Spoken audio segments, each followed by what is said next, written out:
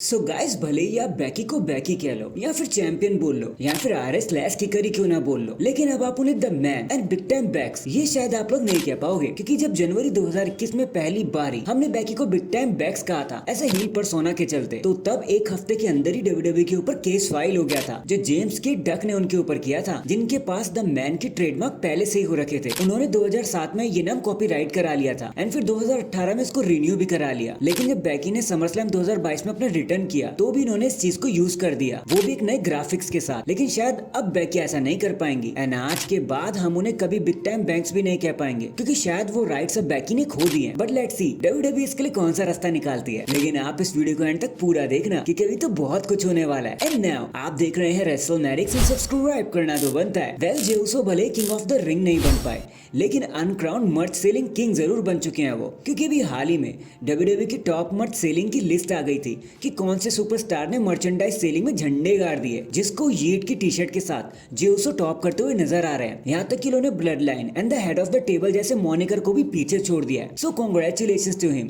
क्योंकि ऐसे नहीं तो वैसे जेउसो किंग तो बन गए हैं। So hashtag yeet out of nowhere. Next, अब आप में से काफी लोग king and queen of the ring वाले इवेंट को देख चुके होंगे, तो उन्होंने नोटिस किया होगा कि Z Kargil and Bianca Blair का जो गियर था ना, वो काफी ज्यादा अमेजिंग लग रहा था। पिंक कलर की पूरी ड्रेस हो रखी थी जिसपे स्टील कलर के एब्स बने हुए थे जो काफी ज्यादा अच्छे लग रहे थे। उस कॉस्ट्यूम को लेकर एक डिटेल भी अब सामने आ गई है। खुद बियंका ने इसको रिवील किया एक पोस्ट करते हुए, और उन्होंने कहा कि वो ड्रेस बियंका ने खुद डिजाइन करी है और शायद अब हर जगह उस ड्रेस को वो पॉप अप करते हुए नजर आएंगी, फ्लॉन्ट करते हुए नजर आएंगी। बाकी हाँ, उन्होंने एक क्लू और भी छोड़ दिया है कि भले ही नाया जैक्स ने बियंका ब्लेयर और जेड कारगिल के ऊपर से निकल गई हो, लेकिन अपनी टीम का बदला जरूर लेंगी बियंका ब्लेयर नाया जैक्स से। और होप इसी फ्राइडे स्मैकडाउन में हमें ये मैच देखने को भी मिल जाए, मतलब बियंका वर्सेस नाया जैक्स के बीच में। तो हैशटैग हैवीवेट्स ऑन द फ्लोर। इसके बाद शॉजी ब्लैक हार्ट, देखो आपको वो याद तो जरूर होंगी कैसे लायरा वेलकारिया से लड़ते टाइम उन्होंने अपने एसीएल को इंजर्ड कर लिया था एनएक्सटी फैब 20 के एडिशन में। तो फाइनली अब जाकर उन्होंने अपनी एक अपडेट दे दिया। एक पिक्चर को पोस्ट करते उन्होंने कहा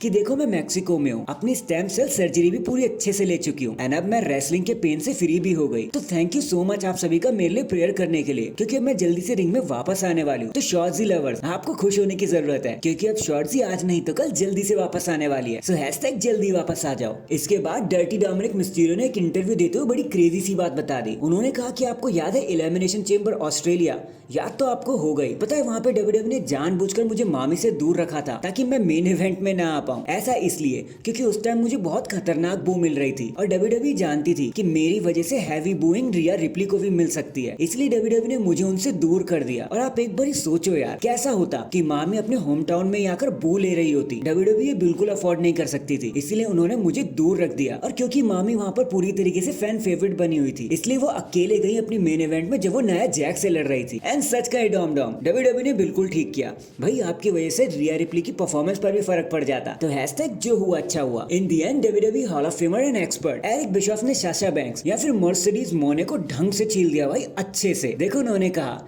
मैंने देखे साशा बैंक्स के प्रोमो बहुत अच्छे से देखे हैं, मैंने देखा कि कैसे वो चीजों को करती हैं और वो बहुत खराब करती हैं भाई प्रोमो में तो सब कुछ। और एईडब्ल्यू को अवॉइड करना चाहिए कि साशा बैंक्स को प्रोमो ही कट करने ना दे, एटलीस्ट तब तक जब तक वो ये सारी चीजें सीखना जाए और उनमें कॉन्फिडेंस वापस ना आ जाए, क्योंकि उनके प्रोमोस उन्हें हेल्प करने की जगह उन्हें हर्ट ही करते जा रहे हैं। और इतना कहकर वो शांत हो गए। So that is it guys, अभी के लिए तो बस इतना ही। बाकी आप मुझे बताना कि साशा बैंक्स ऑफ मर्सिडीज मोने इनको सच में प्रोमो कट करना नहीं आता, कि आपको भी ऐसा लगता है? कमेंट करके जरूर बताना। एंड चैनल पर नया है तो चैनल को जल्दी से लाइक एंड सब्सक्राइब कर दो। बाकी मैं मिलता हूँ आपसे किसी और अपडेट के साथ, तब तक के लिए अपना ख्याल रखें और खुश रहें।